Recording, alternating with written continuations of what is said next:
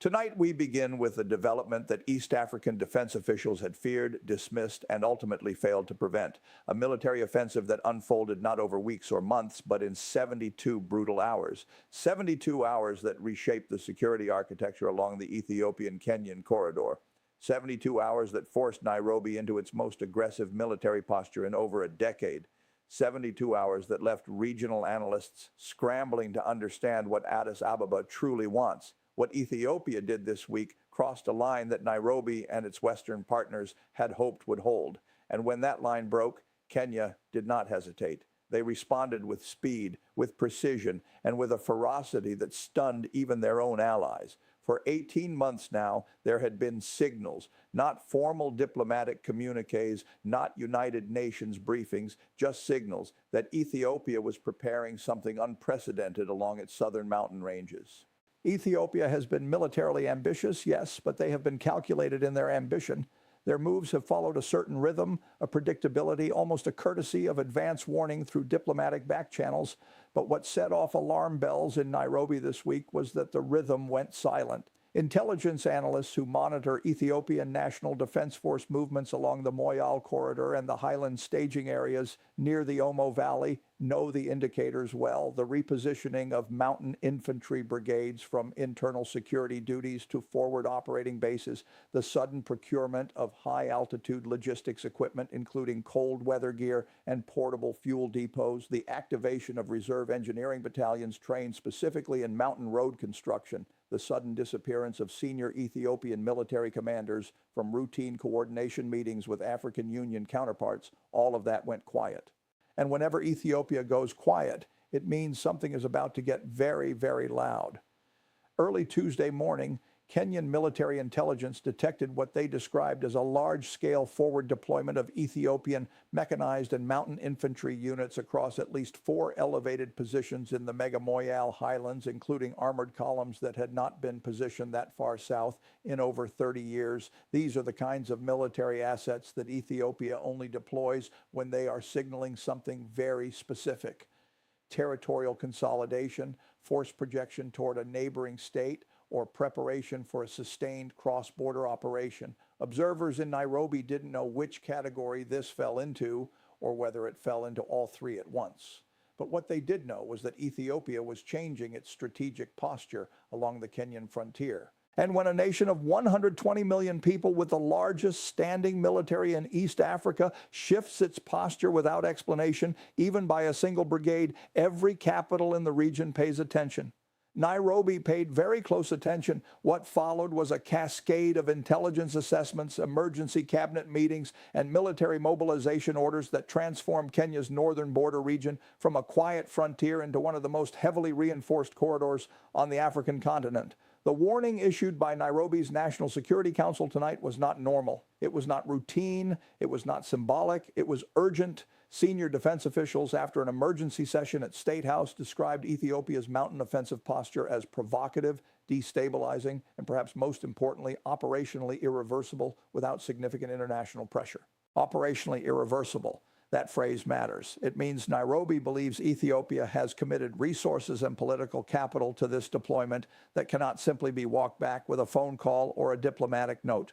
But strategic intimidation only works if the target hesitates. Kenya did not. In fact, their response this week was among the most comprehensive and rapid military mobilizations we have seen in the Horn of Africa since the Eritrean-Ethiopian border war. Here is what we know. Within 14 hours of confirming Ethiopia's mountain deployments, Kenya activated its rapid deployment force and began airlifting combat units to Marsabit, Moyale, and Mandera. These were not the standard garrison reinforcements typically rotated through Kenya's northern counties. These were elite mechanized infantry battalions from the Kenya Defense Force's 1st Division, units that Kenya only deploys when they are preparing to defend sovereign territory against a conventional military threat. Alongside them, Kenya moved multiple batteries of its newly acquired mobile air defense systems, armored reconnaissance vehicles, and forward surgical teams, a clear indication that Nairobi is not positioning for a diplomatic standoff. They are positioning for the possibility of contact. Tonight, multiple regional intelligence sources confirmed that Kenya launched a comprehensive surveillance and interdiction operation across the northern frontier, including monitoring Ethiopian logistics hubs in Nagal that had recently been expanded and reinforced for what analysts believe was pre-positioning for a sustained highland offensive. Kenya deployed long-range reconnaissance patrols before Ethiopia could consolidate its forward positions. They established observation posts along the Turkana axis. They reinforced the Marsabit airstrip with combat air patrol capabilities. They positioned quick reaction forces along the three primary invasion corridors that military planners have identified as Ethiopia's most likely avenues of approach. In other words, Kenya targeted the operational seams, the gaps between Ethiopia's deployed forces where reinforcement and resupply would need to flow. The connective tissue that would have made Ethiopia's mountain offensive fully operational and sustainable. This is what made Nairobi's warning so urgent. Ethiopia's mountain offensive was not just symbolic, it was actionable. It represented the kind of force projection that could fundamentally alter the balance of power along the Kenyan-Ethiopian border if left unchecked. The positioning of engineering battalions suggested road building, which suggested permanence. The forward deployment of fuel depots suggested sustained operations, not exercises. The disappearance of senior commanders from routine channels suggested operational security, not bureaucratic oversight. And Kenya, understanding that fully, responded with force. Not recklessly, not impulsively, but strategically.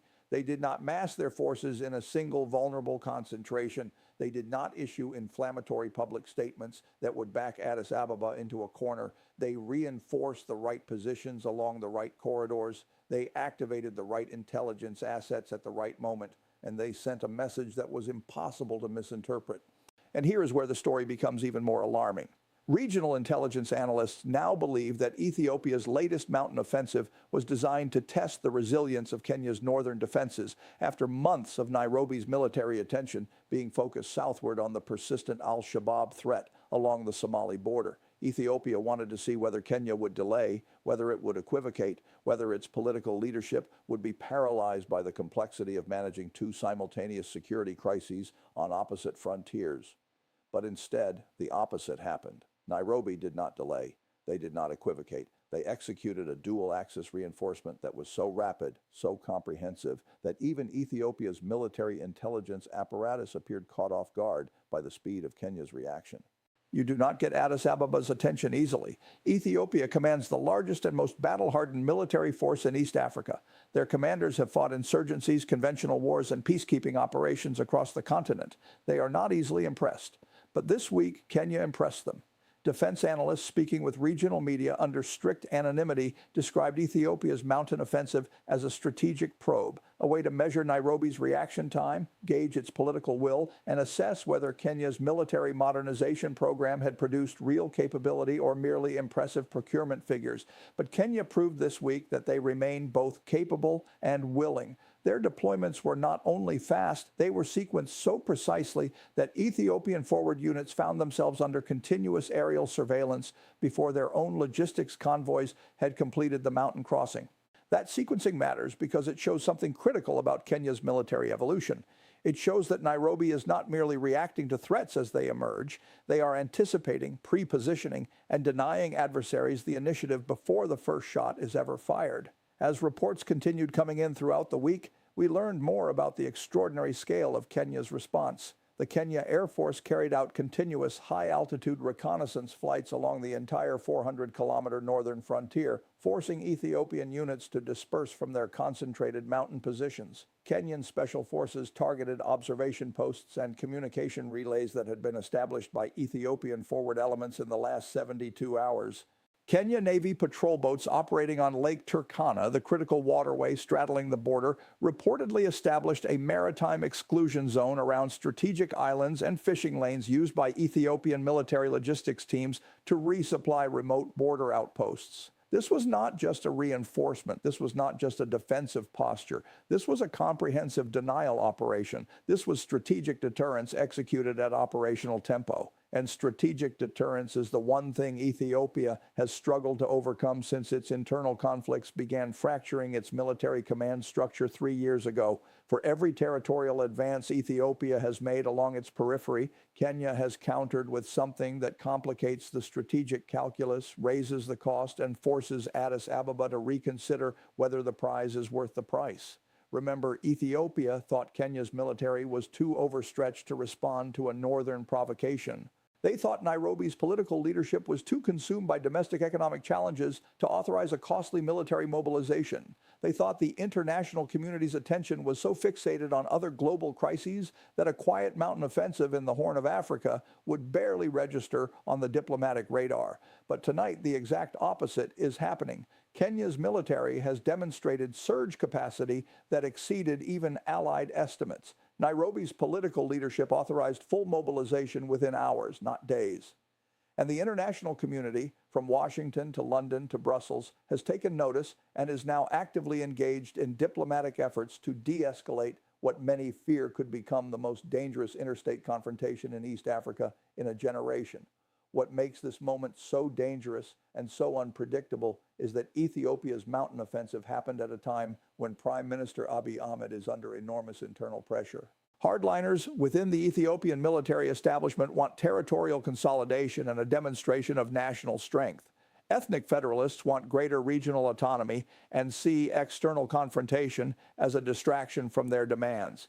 International creditors want fiscal discipline and economic reform, making expensive military operations politically costly. And ordinary Ethiopian citizens want stability, food security, and an end to the cycle of conflict that has defined the last several years. Abiy Ahmed is balancing these competing demands while managing an economy strained by inflation, drought, and the lingering costs of the Tigray conflict. And when leaders in that position make sudden military moves, they are not doing it from strength. They are doing it from pressure. They are doing it from vulnerability. They are doing it because they need a distraction, a rallying point, or a demonstration of authority that consolidates fractured domestic support.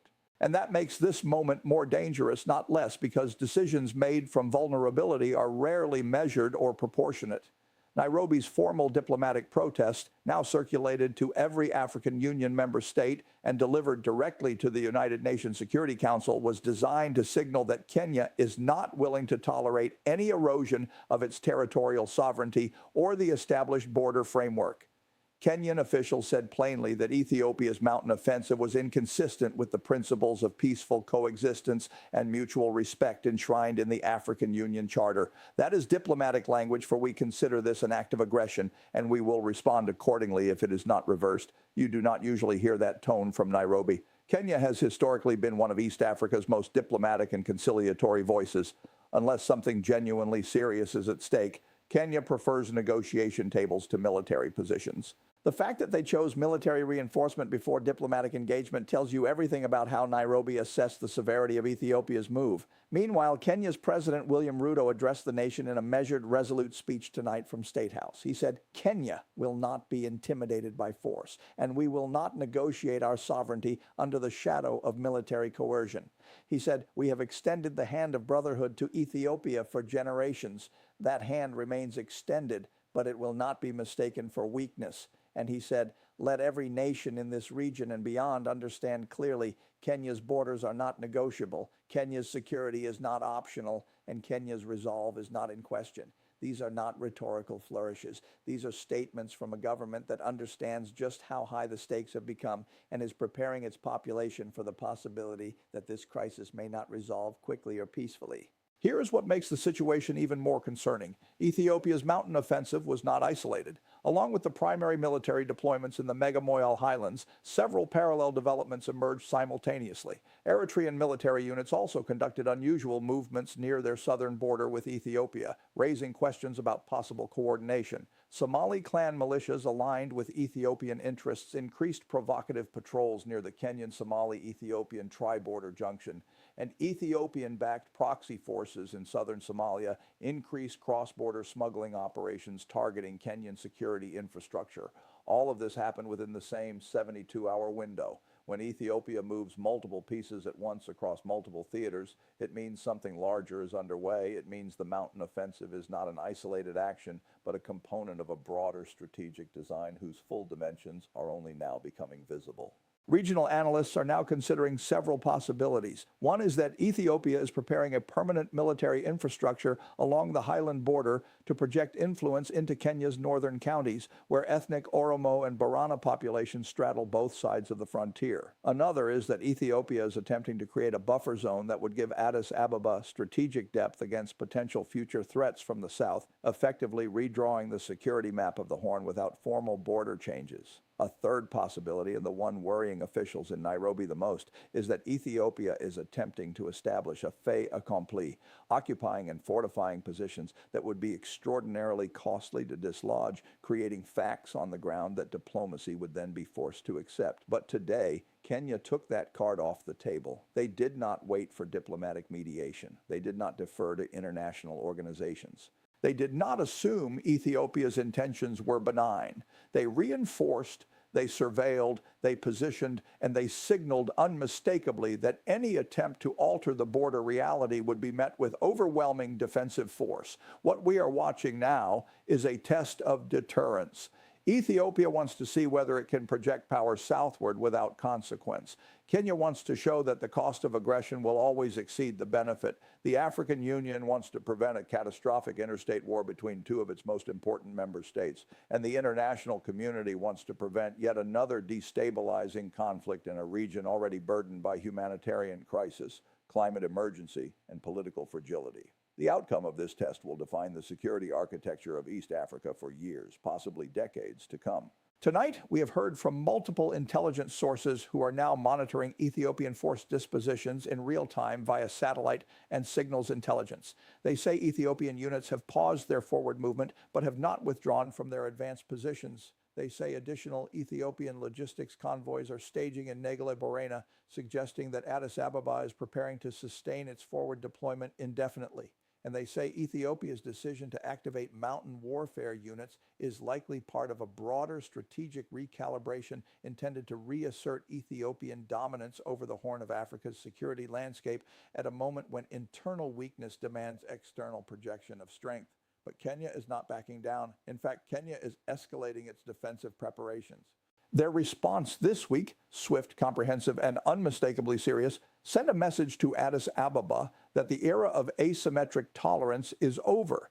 Kenya will match every Ethiopian escalation with proportionate defensive measures. And it sent a message to the world that East Africa's stability cannot be taken for granted and that the international community must engage now, not after the situation deteriorates beyond recovery. As the coming days unfold, we expect more details to emerge about what exactly Ethiopia hoped to achieve with this mountain offensive and whether Addis Ababa anticipated the scale of Kenya's response. But what we do know tonight is that Nairobi's reinforcement was timely. It denied Ethiopia the element of strategic surprise. It demonstrated Kenya's capacity for rapid, large-scale military mobilization, and it established a credible deterrent posture that raises the cost of any further Ethiopian escalation to potentially unacceptable levels. What happens next will depend on what Ethiopia does in the next 48 to 72 hours.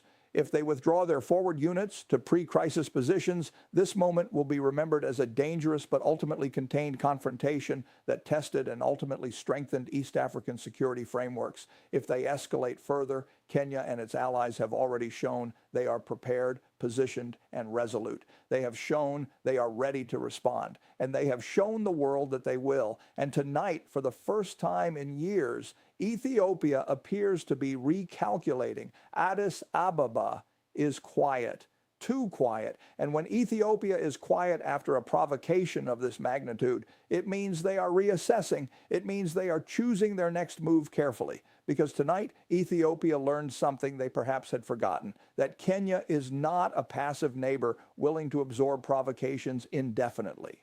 That Nairobi possesses both the military capability and the political will to defend every kilometer of its sovereign territory, and that the cost of miscalculation in the Horn of Africa has never been higher than it is at this very moment. This story is far from over, but tonight, one thing is clear.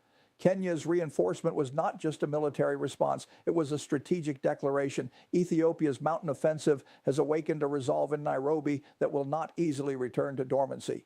And the Horn of Africa stands tonight at the edge of a new and dangerous chapter, one whose outcome will be determined not by rhetoric or intention, but by action, restraint, and the choices that both nations make in the critical hours ahead. And we will be here watching every detail as the next phase unfolds.